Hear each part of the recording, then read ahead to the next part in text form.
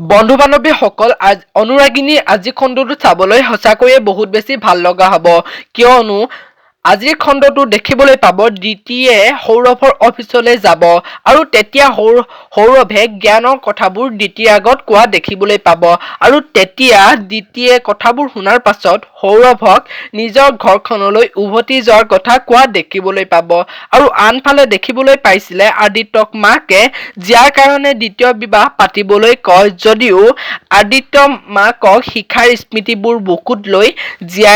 জীয়াকে চাই জীৱনটো কটাম বুলি মাকৰ আগত কোৱা দেখিবলৈ পাইছিলে আৰু সোমবাৰৰ আজিৰ খণ্ডটো আপোনালোকে দেখিবলৈ পাব প্ৰিয়াংশীৰ দেউতাকে ফোন কৰিব আৰু সপোনে মাক দেউতাকৰ এৰি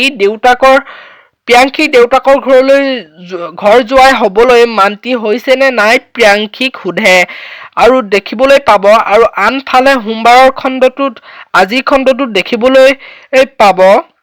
নৰেন বৰাই গাঁৱৰ বন্ধুজনৰ আগত ঘৰখনত চলি থকা সকলোবোৰ কথা বন্ধুজনৰ আগত আলোচনা কৰা দেখিবলৈ পাব সঁচাকৈ বন্ধু বান্ধৱীসকল জনপ্ৰিয় অনুৰাগিনী ধাৰাবাহিকখনৰ আজি খণ্ডটো খুবেই ইণ্টাৰেষ্টিং হ'বলৈ গৈ আছে আপোনালোকে যিসকলে আজি খণ্ডটো চাবলৈ অধিক আগ্ৰহেৰে বাট চাই আছে জনাবলৈ নাপাহৰিব লগতে যিসকলে অনুৰাগিনী ধাৰাবাহিকখন চাই ভাল পায় ভিডিঅ'টোত এটা লাইক কৰিবলৈ নাপাহৰিব ধন্যবাদ